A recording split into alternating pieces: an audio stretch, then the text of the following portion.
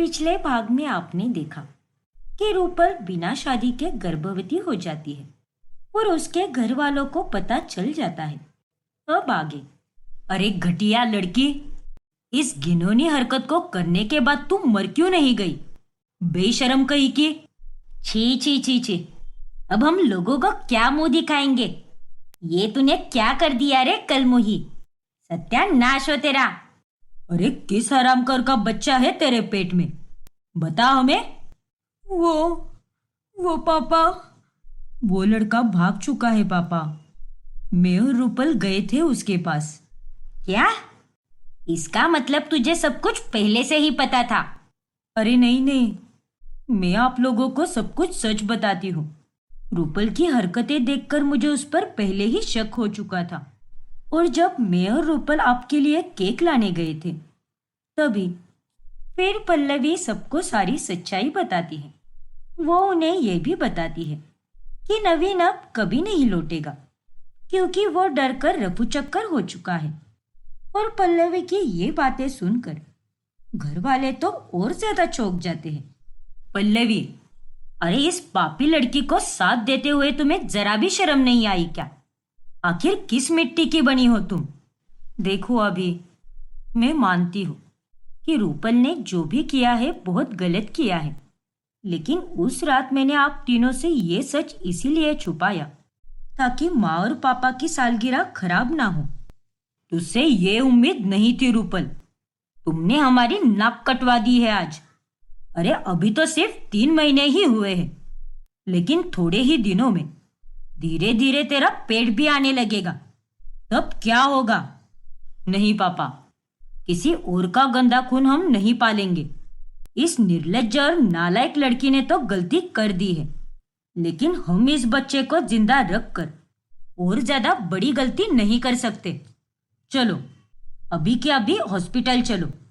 इस बच्चे को गिराना ही होगा, इसीलिए रूपल का अबॉर्शन तो करना ही होगा। हाँ, अभी बिल्कुल सही कह रहा है। अगर हमने इस बच्चे को जिंदा रखा तो समाज में बदनामी के चलते हम जीते जी मर ही जाएंगे। क्या? अबॉर्शन?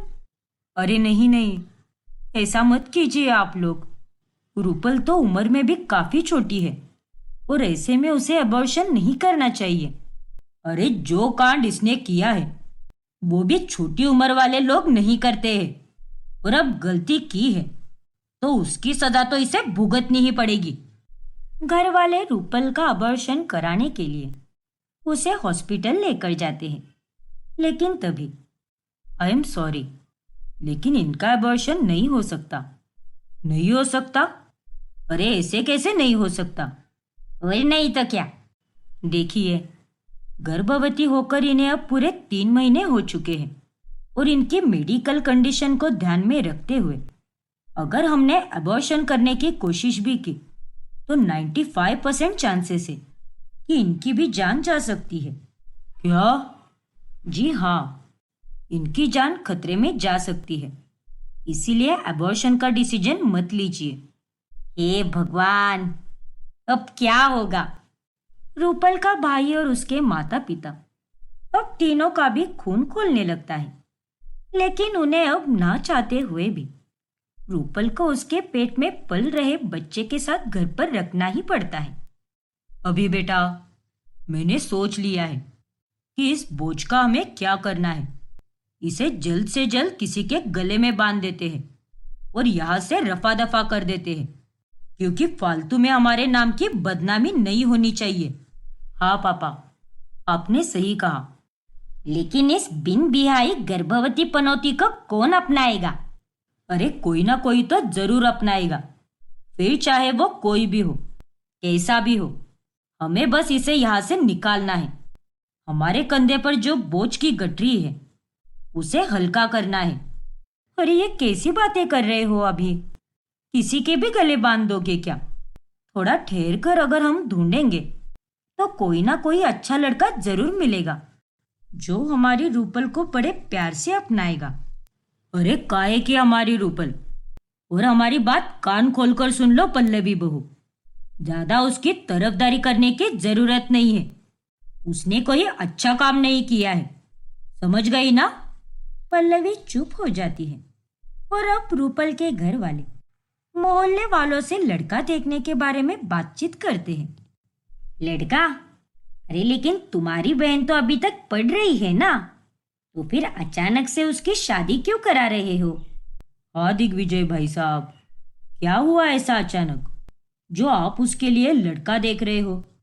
अरे नहीं भाई साहब, ऐसी कोई बात नहीं है, लेकिन हमारे घर में हम लड़की की जल्दी ही शादी करते हैं, इसीलिए उसके लिए लड़का देख रहे हैं।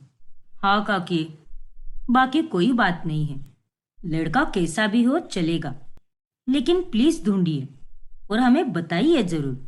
ठीक है बेटा। ठीक है दिग्विजय साहब। मोहल्ले वालों के मन में अब थोड़ा शक पैदा हो जाता है। मुझे तो कुछ भी समझ नहीं आ रहा कि अचानक से ऐसी कौन सी नौबत आ गई कि ये लोग लड़का ढूंढने के लिए इतने उतावले हुए जा रहे हैं। कहीं उस रूपल ने कोई कांड तो नहीं कर दिया ना? आजकल लड़कियां बाहर किसी के भी साथ चक्कर चलाती है, अब ये तो राम जी ही जाने। फिर एक रोज रूपल को मेथी के पराठे खाने का बहुत मन करता है। भाभी, प्लीज बना दोगे क्या आप मेरे लिए? मुझे मेथी के पराठे खाने का बहुत मन कर रहा है। ठीक है रूपल, बना देती हूँ मैं, बस थोड़ी देर रुक जाओ। कोई जरूरत नहीं है इस कुलक्षणी के लिए कुछ भी बनाने की, बच्चा पैदा करने के बारे में इसे बराबर पता है। तो जाकर खुद अपने लिए पराठे बना, यहाँ कोई तेरा नौकर नहीं है।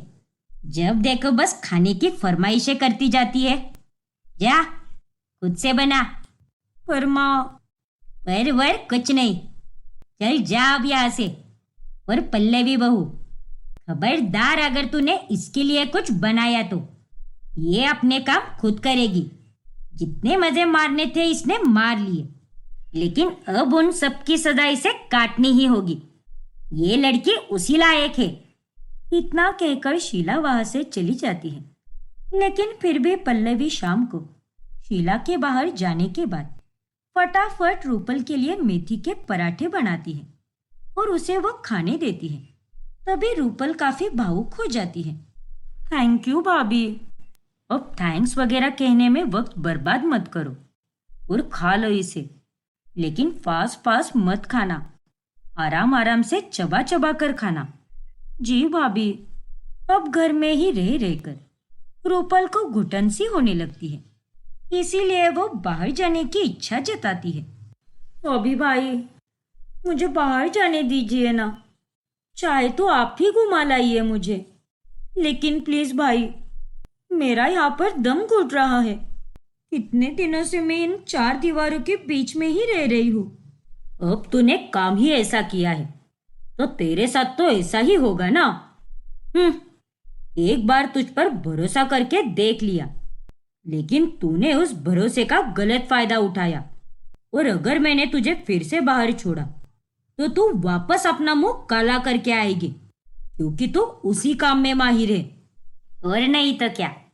अरे हमने इतनी अच्छी परवरिश दी, लेकिन तूने यह कांड करके हम सबकी गर्दन शर्म से नीचे झुका दी है। क्या क्या अरमान सजाए थे हमने तेरी शादी के, लेकिन तूने हमें यह क्या दिन दिखा दिया। मुझे माफ कर दीजिए आप सब, मैंने जो भी किया है जाने अनजाने में गलती से किया है, और मैं समझ सकती हूँ कि आप लोगों पर क्या बीत रही है, लेकिन बस एक बार आप लोग मेरे बारे में भी तो सोचिए ना। अरे अगर तू इन चार दीवारी के बीच में घुट घुट कर मर भी जाए ना, तो भी हमें कोई शिकवा नहीं, क्योंकि हमारे लिए हमारी इज्जत से बढ़कर और कुछ भी नहीं है। घर वाले रूपल को बाहर जाने की अनुमति नहीं देते। फिर एक दिन दिग्विजय और शीला दोनों एक रिश्तेदार के घर चले जाते हैं। रूपल, घर पर कोई भी नहीं है। माँ जी और पापा जी अब सीधे शाम को ही आएंगे, और अभी तो ऑफिस से सीधे 7 बजे के बाद ही आएगा। यही सही मौका है। तुम्हें घर में अच्छा नहीं लग रहा था ना, तो चलो हम बाहर जाकर आते हैं। आप सच में बहुत अच्छी हो भाभी, घर में बस आप ही हो जो मुझे समझ के ले रही हो। थैंक यू सो मच भाभी। देखो रूपल, मैं तुम्हारे लिए ये सब सिर्फ इंसानियत के नाते ही कर रही हूँ। वैसे मेरा मन भी तुमने बहुत दुखाया है, लेकिन तुम्हारे और बच्चे की सेहत के लिए तुम्हें बाहर की हवा लेना भी बहुत जरूरी है। इसीलिए मैं तुम्हें बाहर लेकर जा रही हूँ। फिर पल्लवी रूपल को अपने साथ उसके मायके लेकर जाती है, जहाँ पर पल्लवी की माँ सुलग्ना और पिता इंद्रेश रहते हैं। उन दोनों को देखकर रूपल रो पड़ती है और तभी वो दोनों रूपल को समझाने लगते हैं। देखो रूपल, तुम हमारी छोटी बेटी जैसी हो और किसी माँ बाप को अगर ये पता चले कि उनकी बेटी बिना शादी के गर्भवती हो चुकी है तो उन्हें गुस्सा आना तो जायज है, लेकिन ये बात भी सच है कि तुमसे ये गलती जवानी के जोश में और नादानी में हुई है। इसीलिए माफी ना सही, लेकिन आखिरी मौका तो तुम्हें जरूर देना चाहिए। अब जो हो गया सो हो गया। बार बार अपनी किस्मत पर दोष देना सही नहीं। लेकिन बेटी, तुम्हें एक बार तो सोच लेना चाहिए था। यही तो गलती करते हैं आजकल के नौजवान, बिना सोचे समझे कुछ भी कर बैठते हैं। खैर, तुम्हें घबराने की कोई जरूरत नहीं है। मुझे पूरा भरोसा है कि तुम्हारे घर वाले तुम्हारी शादी किसी अच्छे घराने में करेंगे। नहीं पापा, उसी बात का तो डर है। अभी माँ जी और पापा जी, उन तीनों का तो बस यही कहना है कि रूपल की शादी जल्द से जल्द करानी है और उसके लिए वो रूपल को किसी के भी गले बांध सकते हैं, फिर चाहे वो लड़का कैसा भी हो। हे भगवान! इंद्रेश जी, ऐसा है तो फिर आप एक बार समधी जी से बात कीजिए। वो लोग ऐसे कैसे कर सकते हैं? किसी के भी गले बांध देंगे क्या रूपल को? माना कि इससे बहुत बड़ी गलती हुई है, लेकिन है तो वो अपनी ही बेटी ना। नहीं सुलग्ना आंटी, ऐसा कुछ मत कीजिए और आप लोग इन सब में मत पड़िए। अब मेरी किस्मत में जो होना है वो होकर ही रहेगा। मेरी गलती की सजा मुझे भुगतनी ही होगी। अब कोई कुछ नहीं कर सकता। रूपल बेटा, यूं नकारात्मक मत सोचो। सब कुछ ठीक होगा। हम दोनों ईश्वर से तुम्हारे लिए प्रार्थना करेंगे और हम अपनी तरफ से पूरी कोशिश करेंगे कि तुम्हारे साथ कुछ गलत ना हो। इंद्रेश और सुलग्ना से मिलने के बाद पल्लवी और रूपल वापस अपने घर लौटते हैं, लेकिन तभी वहां पर पहले से ही शीला और दिग्विजय आ चुके होते हैं। आओ आओ, तुम दोनों का ही इंतजार था। अरे तुम दोनों को क्या लगा कि हम लोग लेट आएंगे और तुम दोनों बाहर जाकर आराम से आओगे? हाँ पल्लवी बहू, तुम इसे बाहर लेकर क्यों गई? पता है ना इसका पेट अब थोड़ा थोड़ा बाहर निकलने लगा है। और ऐसे में तुम भी हमारी बात क्यों नहीं सुन रही? क्यों इस बेशरम लड़की का साथ दे रही हो तुम? पर पापा जी, इन 4 दीवारों में रहकर इसका दम घुट रहा था। अरे चाहे इसका दम घुटे या फिर इसे कुछ हो जाए, लेकिन आज के बाद तुम इसे कहीं भी लेकर नहीं जाओगी, समझ गई ना? और तू रूपल, अब अपने कमरे में जा और खबरदार जब बाहर निकली तो, वरना मैं तुझे घर में भी अब एक कमरे में ही कैद करके रखूंगी। फिर तो तू घर में भी घूम फिर नहीं पाएगी। ठीक है माँ। फिर उस दिन के बाद से रूपल ज्यादातर अपने कमरे में ही रहने लगती है। उसकी फाइनल एग्जाम जब नजदीक आती है तब वो नोट्स मांगने के लिए अपनी कॉलेज की सहेली सानिया को फोन कॉल करती है। ना बाबा ना, मैं तुझे नोट्स तो क्या, तुझसे तो मैं 1 मिनट बात भी नहीं करने वाली। अरे तुझ जैसी घटिया लड़की के साथ बात करके मुझे अपनी इज्जत कम नहीं करनी। यार सानिया, तू तो ऐसे मत बोल। तू मेरी अच्छी सहेली है ना? नहीं थी। अरे तूने जो करामती की है ना, उसके बाद मैं तेरे साथ अब कभी बात नहीं कर पाऊंगी। अगर मेरी माँ को पता चला कि मैं तेरे जैसी फालतू किस्म की लड़की के साथ दोस्ती रख रही हूँ तो वो तो मेरी चटनी बना देगी। चल अब फोन रख और मुझे वापस फोन मत करना। बाय। सानिया, हेलो सानिया, मेरी बात तो सुन। तभी अचानक से वहां पर अभी आता है और वो रूपल से उसका फोन छीन लेता है। अरे भाई, मेरा फोन! नहीं मिलेगा तुझे तेरा फोन। अरे आज तो तू इस फोन से अपनी सहेली से बात कर रही है, लेकिन कल को फिर कोई नई मुसीबत गले पड़वाएगी हमारे। तू अब आगे नहीं पढ़ेगी। भूल जा अपनी फाइनल एग्जाम को और अपने करियर को भी भूल जा। और अब से ये तेरा फोन मेरे पास ही रहेगा। लेकिन भाई, भाई प्लीज, प्लीज ऐसा मत कीजिए। मुझे पढ़ना है, मुझे अपना ग्रेजुएशन कंप्लीट करना है भाई। प्लीज भाई, मैं आपके सामने हाथ जोड़ती हूँ। रूपल अभी के सामने खूब विनती करती है, लेकिन वो उसकी एक नहीं सुनता। अब इस कहानी में आगे क्या होगा? क्या रूपल आगे पढ़ पाएगी? अब ये कहानी नए और चौंका देने वाले मोड़ से गुजरेगी, इसीलिए हमारा अगला भाग देखना ना भूले।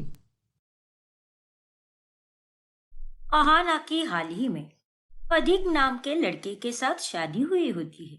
उसके ससुराल में सास सुलग्ना, ससुर संजीव और ननद डिम्पल होती है। एक सुबह जब अहाना रसोई में जाती है, तभी वहां का हाल देखकर वो अपना सर पकड़ लेती है। हे भगवान, ये रसोई है या कबाड़ खाना? ये क्या हालत बना के रख दी है मेरे ससुराल वालों ने रसोई की। फिर अहाना जल्दी से रसोई की सफाई करके सबके लिए नाश्ता बनाती है। अरे बहू, कहाँ मर गई थी? इतना लेट नाश्ता क्यों दिया तुमने? अभी से ही तेरा ये हाल है तो आगे जाकर क्या होगा? माँ जी, मुझे भी कोई शौक नहीं आया है जो आपको इतना लेट नाश्ता दे दूं। रसोई कितनी गंदी हुई थी। कौन गया था रात को रसोई में? मैगी का मसाला सारा गैस पर बिखरा हुआ था। प्लेट को भी अगर सिंक में डाल रहे हो तो उसमें थोड़ा पानी तो डाल देते ना, ताकि वो सूखा ना रहे और वहां पर कॉकरोच ना आए। ऊपर से नमक का डब्बा भी खुला ही छोड़ दिया था। अरे अहाना, मैंने बनाई थी रात को मैगी। यार 2 बजे मुझे बड़ी भूख लगी थी, इसीलिए मुझसे रहा ही नहीं गया। अच्छा, तो तुम हो वो महानालायक। बहू, अपने पति से इस तरह से बात करते हैं क्या? तमीज वमीज कुछ सिखाई कि नहीं तुम्हारे घर वालों ने तुम्हें? मेरे घर वालों पर मत जाइए पापा जी, और मुझ में तमीज है, लेकिन जब कोई उल्टे सीधे काम करता है तो उनसे इसी तरीके से बात करनी पड़ती है। और अधिक, तुम में तो जरा भी मैनर्स नहीं है। आइंदा से रसोई को अगर गंदा किया ना तो मुझसे बुरा कोई नहीं होगा, समझ गए तुम? अरे उसे और कितना बोलेगी तू? अब नहीं करेगा वो वैसा। नहीं माँ जी, ये बात मामूली नहीं है, ये बहुत सीरियस इशू है। रसोई हमारे घर की सबसे महत्वपूर्ण जगह होती है जहाँ पर खाना बनता है, और अगर वही गंदा रहेगा तो गंदगी के साथ साथ घर में पनौती भी आ सकती है। मेरे आने से पहले आप लोग पूरी तरह नौकरानी पर निर्भर थे, और नौकरानी आप लोगों को कुछ भी नहीं बोलती होगी, लेकिन मैं जरूर बोलूंगी, क्योंकि अब मैं इस घर की बहू हूँ और मुझे आप सबकी चिंता है। अहाना की बात सभी लोग चुपचाप सुन लेते हैं, और अहाना को भी लगता है कि उसके कहने से सब उसकी बात पर अमल करेंगे, लेकिन ऐसा नहीं होता। एक दिन सुलग्ना का जन्मदिन होता है। तभी डिम्पल रसोई में जाकर अपनी माँ के लिए केक बनाती है, लेकिन केक बनाने के चक्कर में वो सारी रसोई को बुरी तरह गंदा कर देती है।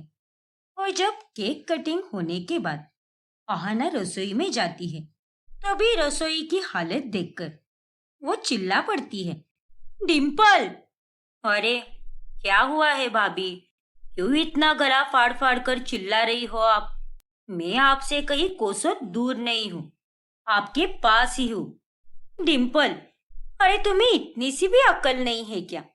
उस दिन मैंने इतना बड़ा भाषण दिया और उसके बावजूद भी आज तुमने रसोई को वापस गंदा कर दिया।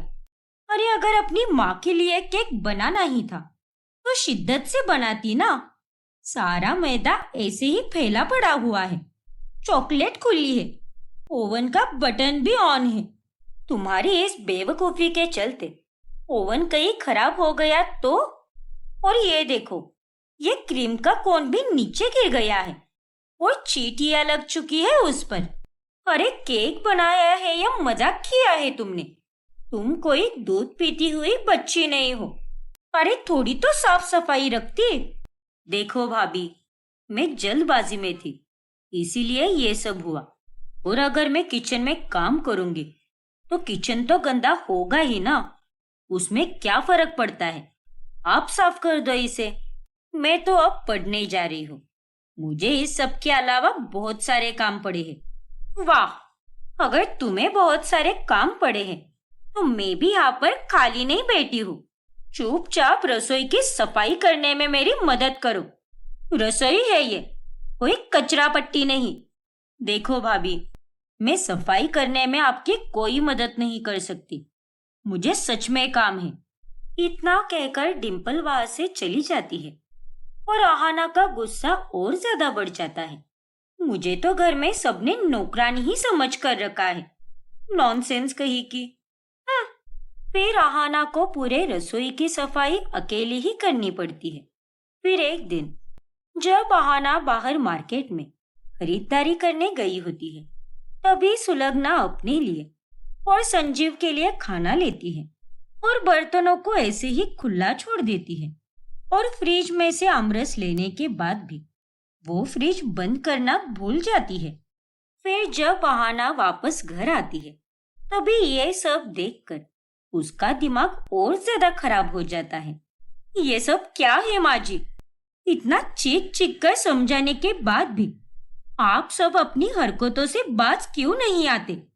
आपने सब्जी तो ले ली, तो ये कढ़ाई पर ढक्कन क्यों नहीं रखा आपने? या फिर बची हुई सब्जी किसी डब्बे में भरकर रख देती। और फ्रिज को देखो, वो भी खुला छोड़ दिया है आपने। कहीं उसमें चूहा घुस गया तो? अरे आप इतनी बड़ी बेवकूफ कैसे हो सकती हो माँ जी? ए लड़की, जबान संभाल कर बात कर। और अगर मैंने बर्तन और फ्रिज को खुला छोड़ दिया तो उसमें कौन सी बड़ी बात है? मैं टीवी पर सीरियल देख रही थी, उसके चक्कर में मेरा ध्यान नहीं रहा। अब तू आ गई है ना, तो तू ही कर ले ये सब। हाँ, मेरे पास तो अब यही काम बचे हैं कि आप काम बिगाड़ते रहो और मैं उसे संभालती रहूं। और कहाँ पर रहता है आपका ध्यान? आपको तो ना रसोई की सफाई की पड़ी है और ना ही किसी की सेहत की। बस बेशर्मों की तरह रहना आता है आपको। बहू, अब तुम हद से ज्यादा बदतमीजी कर रही हो। हाँ, कर रही हूँ मैं बदतमीजी, क्योंकि आप सब लोग मुझे मजबूर कर रहे हो पापा जी।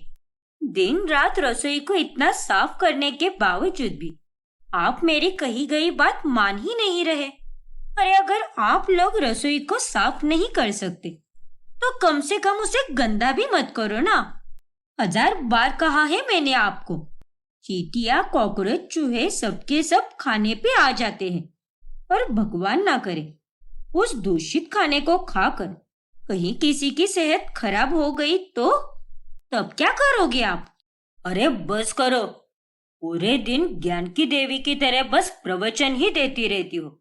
तुम्हारी बातें सुन सुनकर हम पक गए हैं। और तुम्हारे आने से पहले भी हम सब इसी तरह रहते थे। तुम्हारी बातें कोई नहीं मानने वाला, इसीलिए ये प्रवचन देना बंद करो और अपने काम से काम रखो। देख बहू, अगर तुझे रसोई की सफाई करनी है तो तू ही कर। हम तुझ पर कोई जबरदस्ती नहीं कर रहे हैं। तेरे सफाई करने से या फिर ना करने से हमारा तो कुछ भी नहीं बिगड़ने वाला। समझी कि नहीं? हाँ, समझ गई माँ जी। मैं ही बेवकूफ हूँ जो आप सबके बारे में इतना सोच रही थी। लेकिन अब बस, अब और नहीं। आप लोग तो सुअर हो, सुअर। अरे आपको अच्छा पानी भी दे दिया ना, तो आप लोग कीचड़ में ही जाओगे। लेकिन अब आज के बाद से मैं साफ सफाई करूंगी ही नहीं। आपको जैसे रहना है रहिए आप लोग। और उस दिन के बाद से आहाना रसोई की सफाई पर ध्यान देना बंद कर देती है और रसोई हर वक्त गंदी ही रहती है। उसे जितनी जरूरत होती है वो बस उतनी ही सफाई करती है और किसी के बारे में कुछ नहीं सोचती। फिर एक दिन जब सबको चाय पीनी होती है, तभी, अरे बहू, जा जाकर सबके लिए चाय बना दे। शाम के 5:45 बज चुके हैं।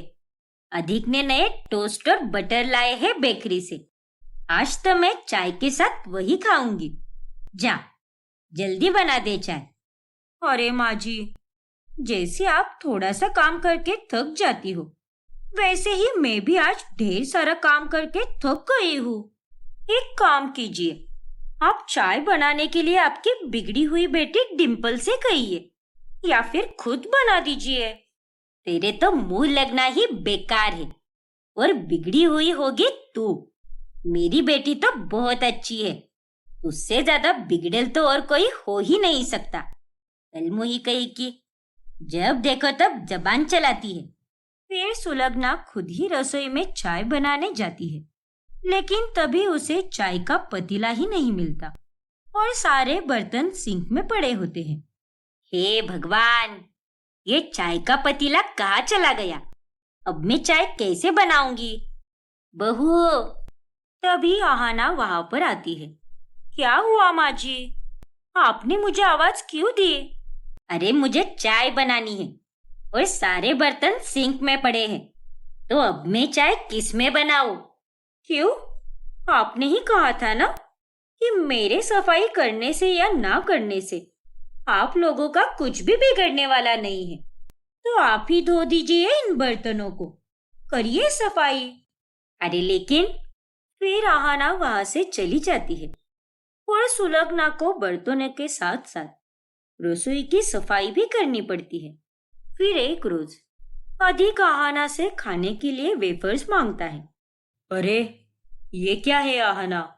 ये वेफर्स इतने नरम क्यों हो गए? और इनका टेस्ट भी कुछ अलग ही लग रहा है। नमकीन की जगह पर ये तो एकदम फीके फीके से लग रहे हैं।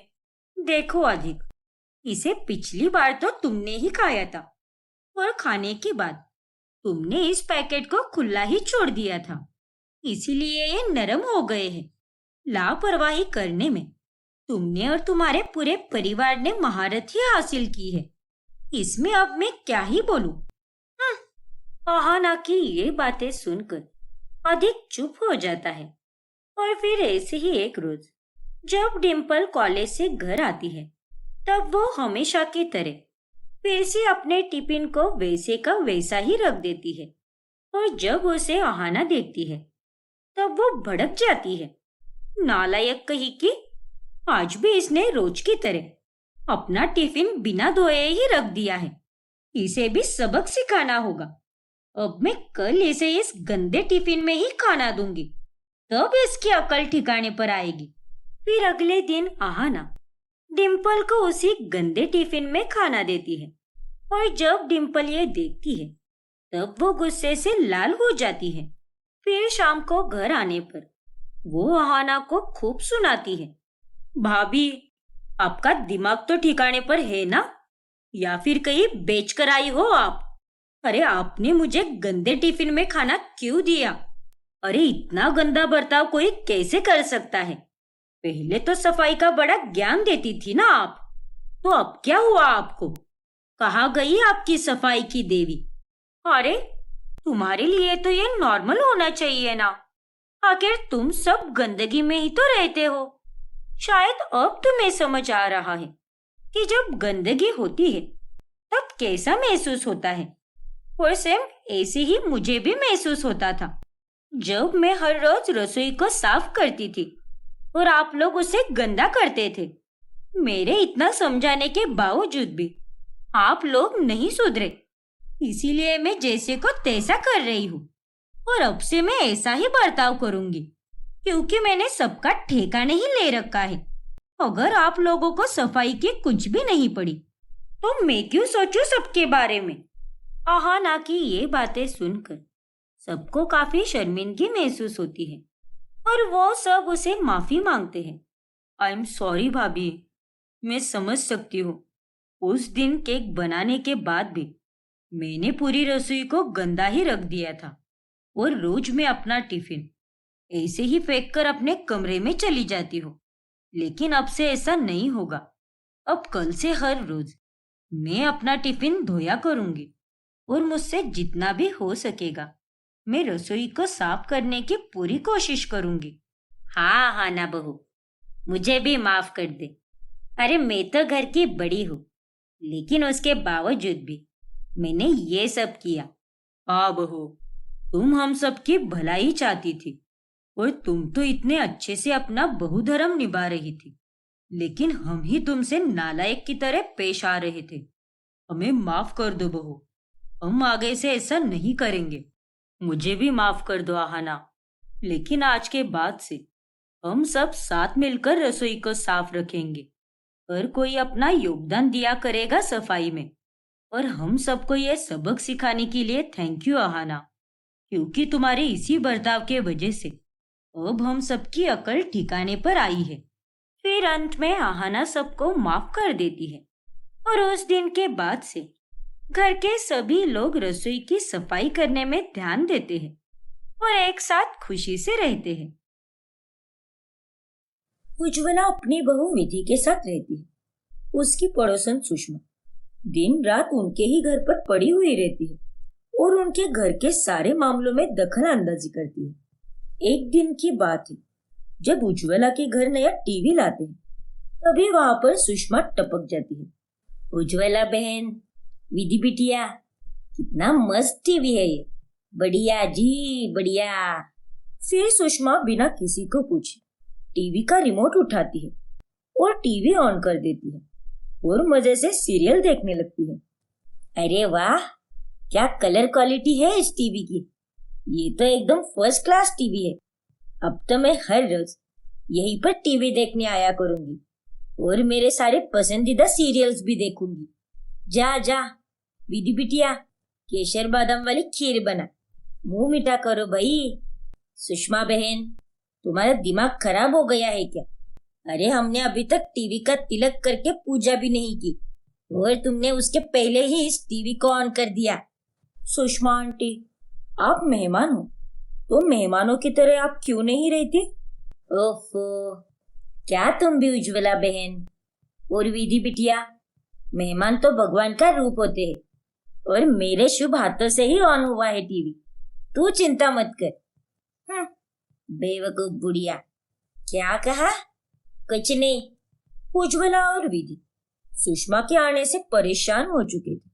वो ना दिन देखती है ना रात देखती है, जब मन किया मुंह उठाकर चली आती है। और अब तो नए टीवी के आने के बाद वो रात को 11 से 12 बजे तक उनके ही घर पड़ी रहती है। एक रात उसकी बहू उसे बुलाने आती है। अरे माँ जी, चलिए ना, रात के 11:30 बज चुके हैं और आप अभी तक यहीं पर हो। इन्हें भी तो सोना होगा। हाँ जानवी, लेकिन वो तो तब हो पाएगा जब तुम्हारी ये सास हमें चैन से सोने देगी। घर में जब से नया टीवी आया है यहीं पर बैठी रहती है। मैं जानती हूँ विधि कि तू मजाक कर रही है। ओए तू जानवी बहू, आ रही हूँ मैं क्या छोटी बच्ची हूँ क्या जो मेरी माँ बनकर मुझे बुलाने आई हो? आ रही हूँ मैं, जल्दी निकल यहाँ से, कल मुही कही की। एक दिन विधि, उज्ज्वला और उनके पति खाना खा रहे होते हैं, तभी सुषमा दरवाजे पर आती है। अरे विधि बिटिया, दरवाजा तो खोल दे, ऐसे खिड़की से क्यों बात करनी पड़ रही है? अरे वाह, ठंडी ठंडी हवा भी आ रही है। एसी चालू किया है क्या? अरे सुषमा आंटी, आप 10 मिनट बाद आइए, हम अभी खाना खा रहे हैं ना, इसीलिए। अरे तो उसमें क्या हो गया बिटिया, मैं थोड़ी ना बाहर की हूँ। दरवाजा खोल और मेरे लिए भी एक प्लेट लगा दे। आज तुम्हारे घर से तो मीठे गुजिया की खुशबू आ रही है, वही बनाए हैं ना? अरे लेकिन। फिर विधि दरवाजा खोलती है और सुषमा बेशर्मों की तरह जाकर डाइनिंग टेबल पर सबके साथ बैठती है। वो रोजाना उनके यहाँ पर कुछ ना कुछ खाती ही रहती है। एक दिन जब विधि और उसका पति रमन दोनों कहीं बाहर घूमने जाते हैं, तभी उज्ज्वला और उसका पति कमलेश दोनों एक दूसरे के साथ अच्छा वक्त बिताते हैं। रमन की माँ, आज इतने लंबे समय के बाद हम दोनों घर पर अकेले हैं। अब बहू और रमन के आने तक हम दोनों 1 मिनट भी वेस्ट नहीं करेंगे। क्या जी, आप भी ना इस उम्र में भी कैसी बातें करते हो? अरे मेरी जान, रोमांस की कोई उम्र नहीं होती। चलो अब शर्माना बंद करो और मेरी आंखों में देखो। दोनों एक दूसरे की आंखों में आंखें डाल ही रहे होते हैं कि तभी घर की डोरबेल बजती है और दरवाजा खोलने पर सुषमा होती है। अरे सुषमा बहन, तुम यहाँ पर? हाँ उज्ज्वला बहन, मैं जानती हूँ कि तुम्हारी बहू और बेटा दोनों कहीं घूमने गए हैं, इसीलिए मैंने ये सोचा कि कहीं कुछ मदद की जरूरत हो तो बता देना मुझे, मैं यहीं पर हूँ। अरे नहीं नहीं, तुम्हारी अभी कोई जरूरत नहीं है, होगी तो बता दूंगी, ठीक है? अब जाओ यहाँ से। अरे लेकिन चलो बाय बाय। फिर सुषमा और कमलेश अपना रोमांस रिस्टार्ट करते हैं, लेकिन फिर 1 घंटे बाद सुषमा वापस आ जाती है। वो मेरा ना घर पर मन ही नहीं लग रहा, बोर हो रही हूँ मैं बहुत, इसीलिए मैंने सोचा तुम्हारे नए टीवी पर मूवी शूवी देख लूं। नहीं, अभी मैं सो रही हूँ, इसीलिए बार बार मत आओ और मुझे भी सोने दो। लेकिन उज्ज्वला बहन, उज्ज्वला दरवाजा बंद कर देती है। जब देखो तब चुंबक की तरह चिपकती रहती है, बेवकूफ कहीं की। ये सब तुम्हारे और बहू के लाड प्यार के कारण हुआ है। ये चिपकू पड़ोस है, तुम्हारे कारण ही चिपकू बनी है। पहले ही अगर तुम उसे रोकते टोकते तो आज ये इतनी घुसती ही नहीं हमारे बीच में। ऐसे ही एक दिन उज्ज्वला का जन्मदिन आता है, तभी विधि उसके लिए केक बनाती है। अरे वाह वाह वाह, आज तो केक शेक की तैयारी हो रही है। लगता है आज शाम को घर में किसी की पार्टी है, क्यों विधि बिटिया? हाँ सुषमा आंटी, अब मेरी माँ जी का जन्मदिन है तो पार्टी तो होगी ही ना। ठीक है, फिर मैं भी आ जाऊंगी शाम के समय और सब मिलकर खूब पार्टी एंजॉय करेंगे। लेकिन आंटी, आज की पार्टी में सिर्फ घर वालों को इनवाइट किया है, बाहर वालों को नहीं। क्या? तो इसका मतलब ये है कि तू मुझे बाहर वाली समझती है? अरे विधि बिटिया, मैं तो तुम्हारे घर की सदस्य की तरह ही हूँ, तो ये तू कैसे कह सकती है? अरे आंटी, मेरा वो मतलब नहीं था। चुप रहे तू, अच्छे से जानती हूँ तेरा मतलब, लेकिन मैं भी तुम्हारे घर वालों जैसी ही हूँ, इसीलिए मुझे पराया मत बोल। ठीक है सुषमा बहन, शाम को पार्टी में टाइम से आ जाना, और हाँ, गिफ्ट भी लेकर आना, वो भी अच्छा वाला। घर वाले तो गिफ्ट लाते ही है ना। क्या? गिफ्ट्स लाऊंगी ना, गिफ्ट भी लाऊंगी। गिफ्ट का नाम सुनकर सुषमा वहां से कट लेती है और शाम होने पर वो पार्टी में आती ही नहीं। देखा माँ जी, गिफ्ट का नाम सुनकर ये बुढ़िया तो आई ही नहीं। हाँ विधि बहू, इसीलिए तो मैंने उसे वैसा कहा। बड़ी ही चाप्टर है वो, लेकिन उसे नहीं पता कि हम भी उसके बाप हैं। एक रोज दोपहर के समय सुषमा घर की डोरबेल बजाने लगती है। वो डोरबेल कई बार बजाती है। अरे इस चुड़ैल की तो ऐसी की तैसी, सच में नाक में दम करके रखा है इसने हमारे। जाने दे बहू, नजरअंदाज कर उसे। घंटा बजा बजा कर वो खुद ही थक जाएगी और वापस चली जाएगी। कब से बेल बजा रही हूँ, लेकिन कोई दरवाजा ही नहीं खोल रहा। लगता है कि घर के सभी लोग घोड़े बेचकर सो रहे हैं। फिर अगले दिन, अरे उज्ज्वला बहन, विधि बिटिया, कल मैंने कितनी बार डोरबेल बजाई, लेकिन तुम लोगों ने दरवाजा ही नहीं खोला। अरे सुषमा बहन, वो दरअसल हमारे घर की डोरबेल खराब हो गई है, इसीलिए कुछ सुनाई भी नहीं दिया। तभी घर की डोरबेल बजती है। अरे ये बेल तो चल रही है। अरे वो आज सुबह ही ठीक कराया है हमने, इसीलिए। अच्छा, ऐसी बात है क्या? सुषमा को अब थोड़ा थोड़ा शक होने लगता है कि वो लोग उसे नजरअंदाज कर रहे हैं। एक दिन जब वो चारों एक साथ डिनर पर जा रहे होते हैं, तभी वो जिद करके उनके साथ खाना खाने चली जाती है। लेकिन बिल आने पर, अरे बाप रे, अरे रमन के पापा, मैं अपना बटुआ लाना ही भूल गई। अरे माँ, मैं भी पैसे लाना भूल गया। अब क्या करेंगे? तो अब बिल कौन भरेगा? अरे उसमें कौन सी बड़ी बात है, सुषमा बहन जी है ना। आपने तो अपना बटुआ लाया है ना, तो आप ही बिल भर दीजिए। हाँ सुषमा आंटी, आप ही भर दीजिए। आपका बटुआ देखकर तो ऐसा लग रहा है कि उसमें ढेर सारे पैसे हैं। क्यों, मैंने सही कहा ना? क्यों नहीं, जरूर बिटिया। आज तो मैं बिल भर देती हूँ, तुम लोग मुझे बाद में पैसे दे देना। जी आंटी जी। सुषमा डिनर का बिल भर देती है। फिर अगले दिन निर्लज्ज की तरह वो उन लोगों से पैसे मांगने आ जाती है। अरे उज्ज्वला बहन, मेरे पैसे दे दो। आधे आधे की बात हुई थी ना, और वो पैसे मेरे बचत किए हुए पैसे थे। अरे आंटी, आपने ही तो कहा था ना कि आप हमारे घर वाले हो, तो घर वालों में क्या मिलना और क्या बांटना। हाँ सुषमा बहन, एकदम सही कह रही है मेरी बहू। दिन रात मेरे घर पर पड़ी रहती हो, इतना टीवी देखती हो, आधा लाइट बिल तो तुम्हारी वजह से ही आता है हमारा। और रही बात खाने पीने की, तो जब भी कोई नया पकवान बनता है तो सबसे पहले उसकी खुशबू तुम्हारे नाक तक तो पहुंच ही जाती है। अरे तो उसमें क्या हुआ, आप भी हमारे घर पर आओ। मैंने कहाँ मना किया है। और आप ही तो बोलती हो ना कि मैं आपकी मेहमान हूँ, और मेहमान भगवान समान होते हैं। और अपने भगवान से कोई ऐसे बात करता है क्या? अरे तुम्हारे जैसे मेहमान के साथ ऐसा ही करना चाहिए। भगवान जी भी कुछ लेते हैं तो उसका 10 गुना ज्यादा देते हैं, लेकिन तुम तो ऐसी मेहमान कम भगवान हो जो सिर्फ और सिर्फ लेना ही जानती है।